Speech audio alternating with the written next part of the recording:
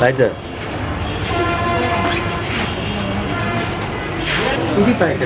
এইগুলো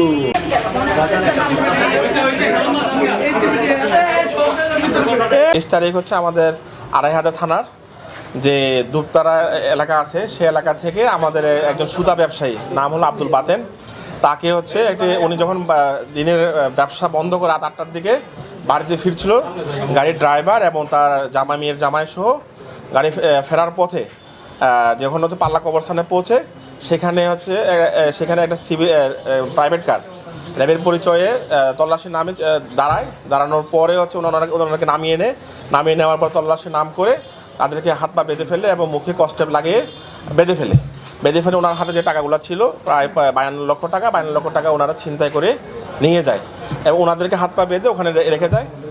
পরবর্তীতে যখন হচ্ছে ওনার মেয়ের জামাই পাশের লোক যাচ্ছিল হেঁটে ওখান থেকে 999 কল করে, 999 কল পেয়ে পুলিশ তাৎক্ষণিক রেসপন্স করতে পুলিশ হচ্ছে আমাদের যে চেঞ্জ করে এই গাড়িটা হচ্ছে উদ্ধার করে, আমাদের রূপগঞ্জ এলাকা থেকে গাড়িটা উদ্ধার করে। আমরা তদন্ত অব্যাহত রাখি। এই ঘটনার পরবর্তীতে 25 তারিখ ওনারা মামলা করেন। এই মামলা শুধু ধরে আমরা আমাদের যে রূপগঞ্জ সার্কেলে যে সার্কেলে যে সহকারী পুলিশ সুপার আছে এবং হচ্ছে আমাদের পুলিশ পরিদর্শক তদন্ত ২৫০০ থানা সহ আমাদের ডিবি পুলিশও ছায়া তদন্ত শুরু করে এই 3 টিমের কনভার্ট এফোর্টের কারণে আমরা দ্রুত সময়ের মধ্যে যারা এই সাথে জড়িত ছিল আইন শৃঙ্খলা বাহিনীর পরিচয়ে সবসময় মহাসড়কে আমাদের ঢাকা, চট্টগ্রাম, ঢাকা, সিলেট এবং হচ্ছে ঢাকার আশেপাশে যারা ছিনতাই করে তাদেরকে আমরা ধরতে পেরেছি।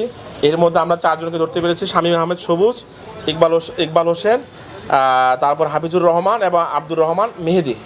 এদের বিরুদ্ধে বাংলাদেশের প্রায় বিভিন্ন জায়গায় শুধুমাত্র তারা হচ্ছে এই কাজগুলো তারা একজনের বিরুদ্ধে হচ্ছে প্রায় 4টা-5টি করে একাধিকও মামলা আছে, শুধু এই সংক্রান্ত মামলা। তারা হচ্ছে আইনশৃঙ্খলা বাহিনী কোনো সময় পুলিশ পরিচয়ে, কোনো সময় ডির পরিচয়ে, কোনো সময় র্যাবের পরিচয়ে তারা হচ্ছে ছিনতাই করে।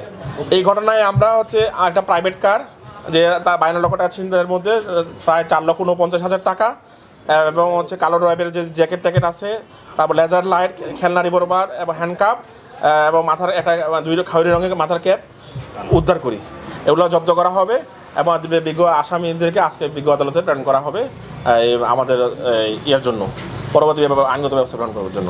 আমরা ঢাকা সহ ঢাকার আশেপাশে ঢাকা ডিএমপি এলাকা, সহজ কথা হলো আমরা যদি বলি ঢাকা শহরের ভিতরে বিভিন্ন জায়গায় অভিযান চালিয়ে আমরা তাদেরকে গ্রেপ্তার করেছি। পর্যন্ত আমরা 4 জন গ্রেপ্তার করেছি, আমাদের তদন্ত অব্যাহত আছে। এর সাথে 4 জনের বাইরেও যদি কোনো অন্য কেউ থাকে তাহলে আইনের আওতায় আসবে। ঠিক আছে না এই ভিতরে এসে ডিস্টার্ব করে এই সামনে দেখেন